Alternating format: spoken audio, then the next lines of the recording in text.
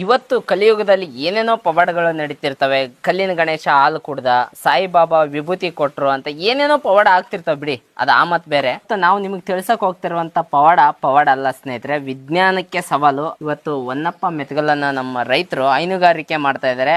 ಅವ್ರು ಹೈನುಗಾರಿಕೆ ಮಾಡ್ತಾ ಇರುವಂತ ಹಸುಗಳಲ್ಲೇ ಒಂದು ಕರು ಹಾಲು ಕೊಡ್ತಾ ಇದೆ. 2 ದಿನದಿಂದ ಹಿಡಿದು ಇವತ್ತಿನವರೆಗೂ ಕರು ಹಾಲು ಕೊಡ್ತಾ ಇದೆ ಅಂತೆ ಸ್ನೇಹಿತರೆ. ಬಹಳ ಆಶ್ಚರ್ಯಕರವಾದಂತ ವಿಷಯ, ವಿಜ್ಞಾನಕ್ಕೂ ಸವಾಲಾಗಿರುವಂತ ವಿಷಯ ಸ್ನೇಹಿತರೆ.